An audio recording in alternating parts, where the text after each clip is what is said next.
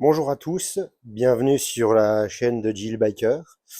Aujourd'hui, nous allons faire la vidange du pont de la BMW 1200 RT. Donc, pour rappel, c'est une BMW 1200 RT de 2007. À savoir, c'est que sur la BMW de 2007, il n'y a pas de bouchon de vidange pour le pont. Donc, la première chose à faire, c'est de démonter le silencieux d'échappement et ensuite la roue arrière. Allez, on va faire ça et je vous dis à tout de suite. Eh bien, la roue et le silencieux sont désormais démontés. Donc, ce qu'il va falloir faire pour pouvoir baisser le cardan et accéder et faire la vidange par le bouchon, c'est descendre la partie cardan. Donc, qu'est-ce qu'il va falloir faire? Il va falloir enlever l'étrier de frein arrière, également le capteur ABS que vous voyez ici. Hop. Et ensuite, nous allons débrider le support du cardan. Allez, hop, c'est parti. Donc le capteur ABS est démonté et protégé. Donc en fait, vous avez une vis pour la fixation du capteur et une vis pour le faisceau du capteur, qui se trouve donc juste derrière le disque de frein. Ensuite, comme je vous le disais, j'ai démonté mon étrier de frein arrière que j'ai également sécurisé hein, pour pas qu'il tombe et qu'il tire sur le flexible de frein. Donc là, nous avons débridé le cardan. Voilà.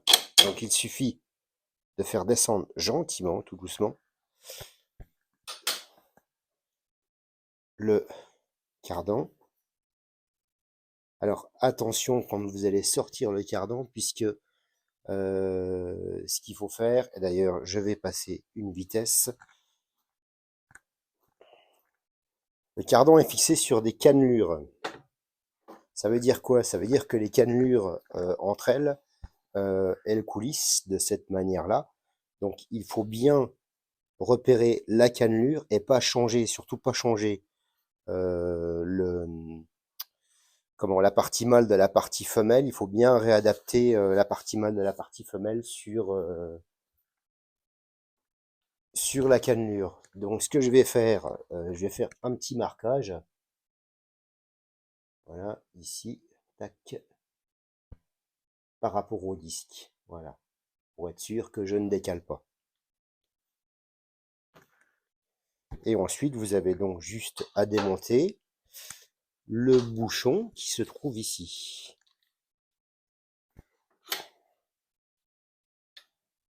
Donc je l'avais desserré au préalable. Hein.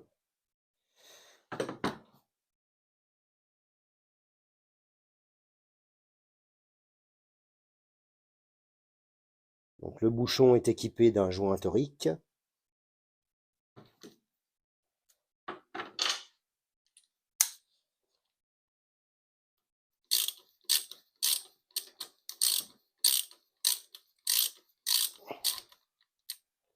Voilà.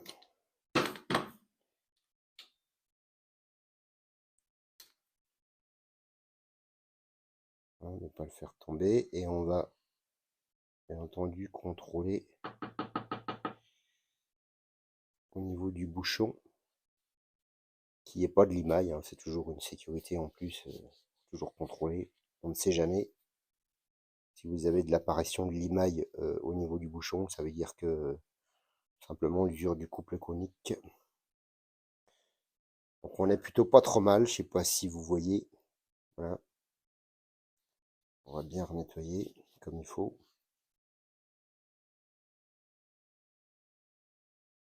Donc on va laisser s'écouler l'huile.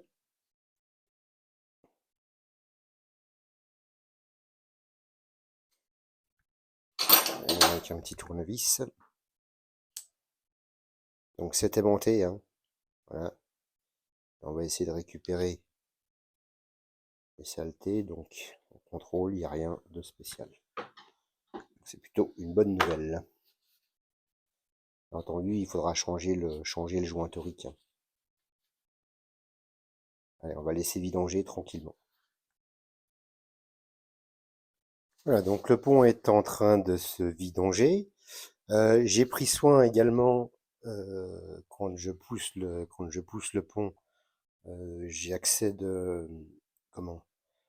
Au caoutchouc de protection. Alors ça, je le nettoie bien comme il faut au nettoyant frein, parce qu'il y a toujours des traces d'humidité dedans. Alors, nettoyage à l'eau, nettoyage au Karcher, peu importe, même si j'essaye de pas nettoyer la moto au Karcher. Donc, j'ai bien nettoyé les portées des cannelures au niveau du cardan. Je contrôle au niveau du cardan qu'il n'y ait pas de point dur dans son travail de rotation.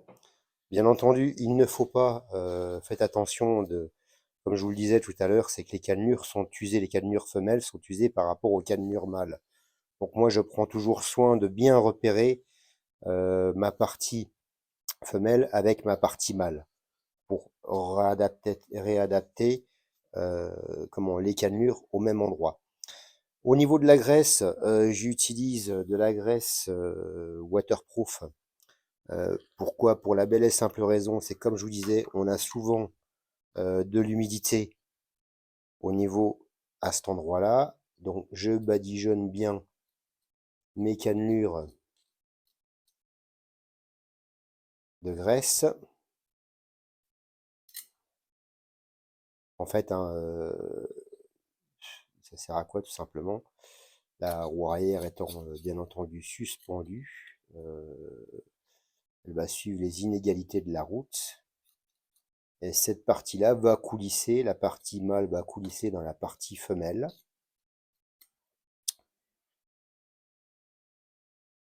Quand la suspension travaille. Donc voilà, je remets bien, bien comme il faut partout. Je rétale bien à la main. Par deux, voilà, comme ça. Ça, je le fais à chaque vidange de le pont.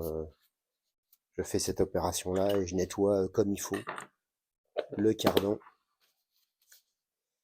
Donc ensuite, qu'est-ce qu'il faut faire? Bon, on va replacer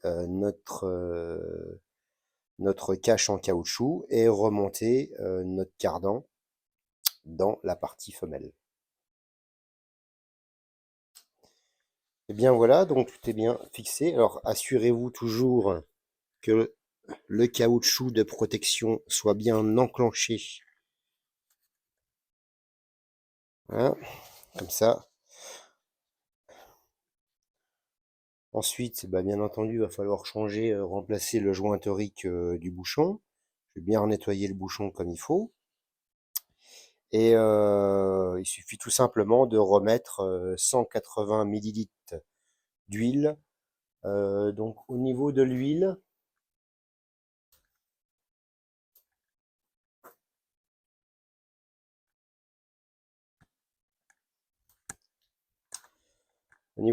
je mets de la 75-90 de chez Motul. Ou tout simplement, vous avez également l'huile BM, hein, mais bon, moi voilà, je mets dans le pont avec un bidon 180 millilitres. Vous voyez bien, un bidon, on fait X vidanges. Donc c'est pour ça, je lésigne pas, je fais une vidange de pont quasiment tous les ans, voire maxi tous les 2 ans. Mais bon, même si c'est pas préconisé comme ça, c'est pas grave, je le fais, ça me permet de contrôler l'usure du pont, s'il y a de la présence de limaille au niveau du bouchon de vidange, etc. Donc il n'y a plus qu'à remonter tout ça. Bien entendu, une fois que vous avez tout nettoyé, enfin, comme vous allez toujours les mains un peu grasses, mettez bien du nettoyant frein, bien dégraisser le disque de frein, et il n'y a plus qu'à remonter tout ça au couple. Voilà, j'espère que ce tuto vous a plu et qui vous servira également. Alors n'hésitez pas à mettre un pouce vers le haut. À très bientôt sur la chaîne de Jill Biker.